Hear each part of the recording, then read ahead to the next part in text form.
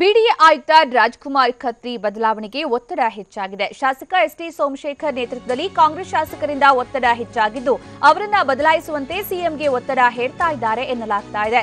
AC ರೂಮ್ನಲ್ಲಿರುವ ಅಧಿಕಾರಿ ಜನಸಾಮಾನ್ಯರ ಕೈಗೆ ಸಿಗೋದಿಲ್ಲ. ಜನರ ಸಮಸ್ಯೆಗಳಿಗೆ ಖತ್ರಿ ಸ್ಪಂದಿಸ್ತಾ ಇಲ್ಲ. ಅಲ್ಲದೆ ಕೆಂಪೇಗೌಡ ಅರ್ಕಾವತಿ ಲೇಔಟ್ ಕಾಮಗಾರಿ ಅರ್ಧಕ್ಕೆ ನಿಂತಿದೆ. ಬಿಡಿಎ ಫ್ಲಾಟ್ಗಳ ವಿಲೇವಾರಿ ಕೂಡ ಅರ್ಧಕ್ಕೆ ನಿಂತಿದೆ. ವಿಪಕ್ಷಗಳ ಶಾಸಕರು ಬಿಡಿಎ ಎದುರು ಧರಣಿ ನಡೆಸ್ತಾ ಇದ್ದಾರೆ. ಖತ್ರಿ ಅವರನ್ನ ಮುಂದುವರೆಸಿದ್ರೆ ರಾಜ್ಯ ಸರ್ಕಾರಕ್ಕೆ ಕೆಟ್ಟ ಹೆಸರು, ಹೀಗಾಗಿ ಅವರನ್ನ ಬದಲಾವಣೆ ಮಾಡಬೇಕು ಅಂತ ಕಾಂಗ್ರೆಸ್ ಶಾಸಕರ ಒತ್ತಡ ಕೂಡ ಹೆಚ್ಚಾಗಿದೆ. ಬಿಡಿಎ ಆಯುಕ್ತ ರಾಜ್ಕುಮಾರ್ ಖತ್ರಿ ಬದಲಾವಣೆಗೆ ಈಗ ಒತ್ತಡ ಹೆಚ್ಚಾಗ್ತಾ ಇದ್ದು ಶಾಸಕ ಎಸ್ಟಿ ಸೋಮಶೇಖರ್ ನೇತೃತ್ವದಲ್ಲಿ ಕಾಂಗ್ರೆಸ್ ಶಾಸಕರಿಂದ ಈಗ ತೀವ್ರ ಒತ್ತಡ ಕಂಡು ಬರ್ತಾ ಇದೆ. ಅವರನ್ನ ಬದಲಾಯಿಸಲೇಬೇಕು ಅಂತ ಸಿಎಂಗೆ ಪ್ರೆಷರೈಸ್ ಮಾಡಲಾಗ್ತಾ ಇದೆ. ಇನ್ನು ಎಸಿ ರೂಮ್ ಅಲ್ಲಿರುವಂತಹ ಅಧಿಕಾರಿ ಜನಸಾಮಾನ್ಯರ ಕೈಗೆ ಸಿಗ್ತಾ ಇಲ್ಲ. ಜನರ ಸಮಸ್ಯೆಗಳಿಗೆ ಅವರು ಸ್ಪಂದಿಸ್ತಾ ಇಲ್ಲ.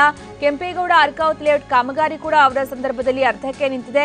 ಬಿಡಿಎ ಫ್ಲಾಟ್ಗಳ ವಿಲೇವಾರಿ ಕೂಡ ಅರ್ಧಕ್ಕೆ ನಿಂತಿದೆ. ವಿಪಕ್ಷಗಳ ಶಾಸಕರು ಕೂಡ ಬಿಡಿಎ ಎದುರು ಧರಣಿ ನಡೆಸ್ತಾ ಇದ್ದಾರೆ.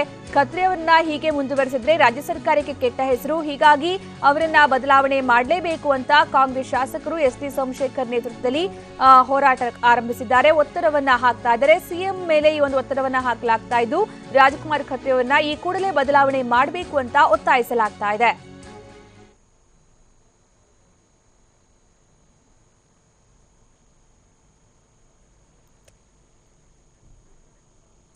ಈ ಬಗ್ಗೆ ಹೆಚ್ಚಿನ ಮಾಹಿತಿ ನೀಡ್ತಾರೆ ನಮ್ಮ ಪ್ರತಿನಿಧಿ ಸುಖೇಶ್. ರಾಜ್ಕುಮಾರ್ ಖತ್ರಿ ಬೇಡವೇ ಬೇಡ ಅಂತ ಕಾಂಗ್ರೆಸ್ ಶಾಸಕರು ಈಗ ಪಟ್ಟು ಹಿಡಿದಿದ್ದಾರೆ ಅಂತ ಹೇಳಲಾಗ್ತಾ ಇದೆ.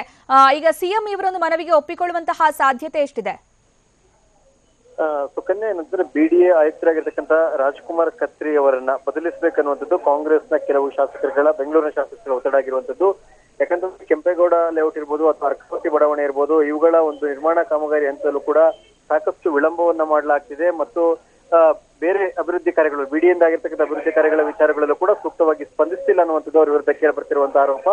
ಮತ್ತು ಈ ವಿಚಾರವನ್ನೇ ಮುಂದಿಟ್ಕೊಂಡು ವಿಪಕ್ಷಗಳ ಶಾಸಕರುಗಳು, ಬಿಜೆಪಿ ಶಾಸಕರು ಕೂಡ ಕೆಲವು ಬಾರಿ ಬಿಡಿಎ ಮುಂಭಾಗದಲ್ಲಿ ಪ್ರತಿಭಟನೆಯನ್ನು ನಡೆಸಿದಂತ ಘಟನೆಗಳು ಕೂಡ ನಡೆದಿವೆ.